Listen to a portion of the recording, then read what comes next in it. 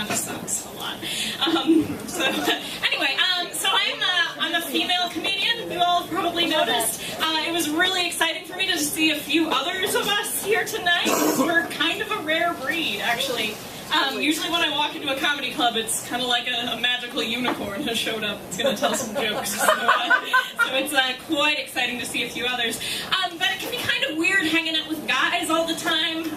Guys are gross, if you don't know. And just odd creatures in general. I recently came across a group of male comedians before the show, and they were all talking about what they had nicknamed their best friend. And I realized, maybe that's what I'm missing. Maybe I'll fit in better in the comedy community if I jump on that as well. So I've actually renamed my breasts. They've been christened Personality and Charm. Because often the first thing that people notice about me is my personality and charm. And similarly, my vagina has been nicknamed Sense of Humor, because try as they might, most guys just don't get my sense of humor.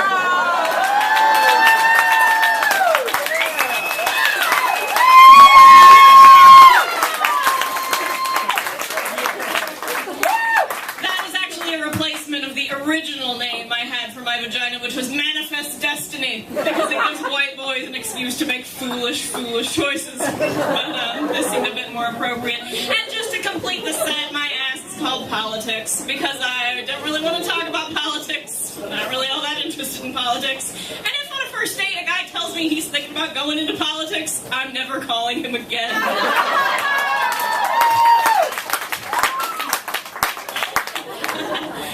But I saw something very interesting on campus recently. I'm a lifelong learner, and I was absolutely fascinated by this. I was going through one of the parking lots, and I saw a Humvee that was parked. And I was amazed. I hadn't seen one in a while, because we're all trying to go green, and if you drive a Humvee, you're not going green, you're going like a vile brown of some sort. But I was amazed. The Humvee, as you know, it's a tank, basically. It has wider hips than me.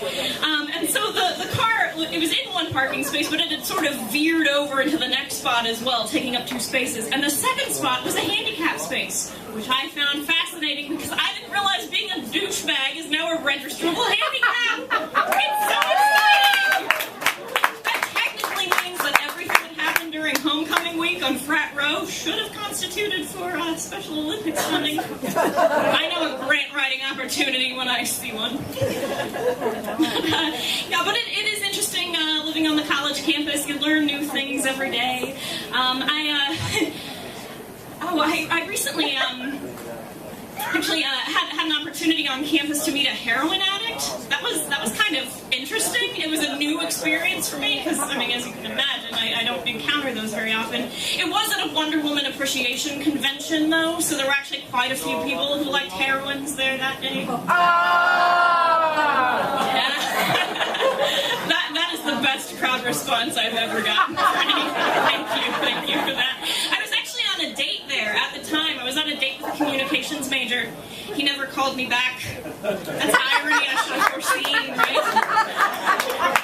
It's a sad tale often told. But I actually recently took a class on campus. It was a women's self-defense class, which, since I'm here, representing Rain tonight, it's very, very important things knowing how to protect yourself. The class, actually, it was the best idea I've ever had. I took it, because I live in a college community, and it's dangerous, and I wanted to, protect myself from acts of rapery and other assorted things such as that.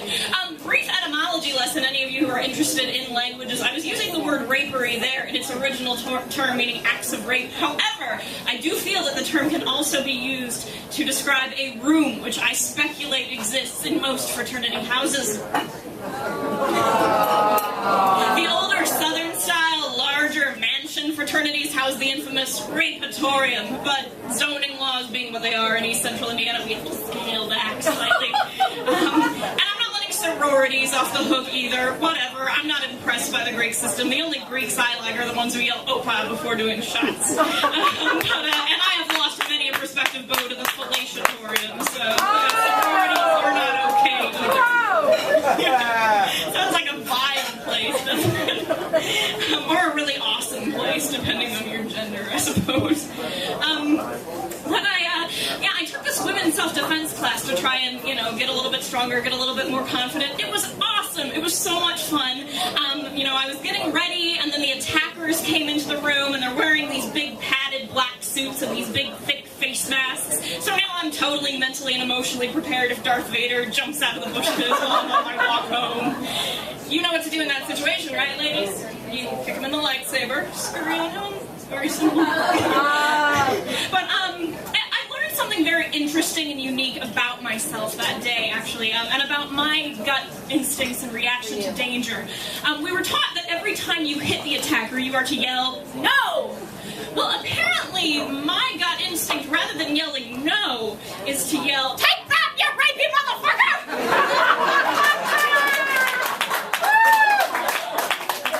I was as surprised as anyone. When some women are attacked, they freeze.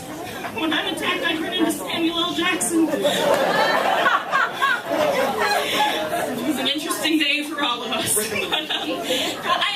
see, I had kind of an interesting week. I went to my lady doctor earlier this week, and she told me about a new birth control pill that she wanted to put me on that only it makes you only have 4 periods a year. She thought that would be a good idea for me. I declined, however, because I didn't want the missing 8 periods to be replaced with question marks and ellipses. But I do have one other brief tale to share with you just before I scurry off into the sunset. I recently had a near-death experience on campus. Very scary experience. And it was in what I discovered now is the most dangerous building on campus, and it's not even in Frat Row. It was the library. Shocker, I know. I was in the library working on a project, and all of a sudden an alarm system came over the PA, and a recorded voice told us all, "Caution! There is an armed assailant in or around the building. Please seek cover and secure all doors." What? I went to IPS, but we did not have armed assailant drills, so I don't know how to handle that situation. So as I sat there clutching my books and expecting that I'm going to be brought down in a hail of gunfire and my tombstone will read, "Here lies Corrina Morris. She told some funny jokes and then she died a virgin in a library on a Saturday afternoon." My family's Catholic. This is all quite standard gravestone material.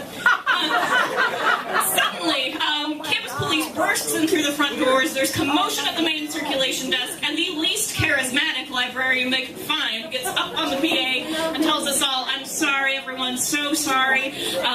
There was a miscommunication. Someone hit the wrong button. There is not an armed assailant in or around the building. You are all perfectly safe." A couple of problems I have with this situation and the fact that it actually happened. First of all, where is that button? That it could just be tapped by any wayward book reshelver? That is not something to be crying wolf about. Second issue that I have with this, there is an armed assailant in or around the building. Bit vague, methinks.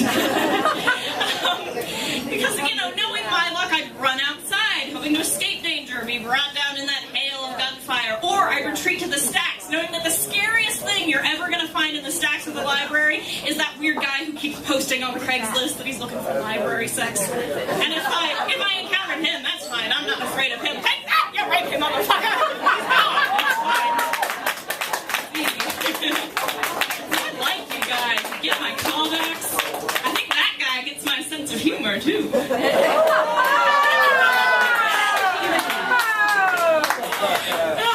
But anyway, so I decided that for the safety of my fellow students, I should alert the university and tell them that they might want to make their alarm a bit more specific, just for our safety. In or around the building, that doesn't really cut it for us.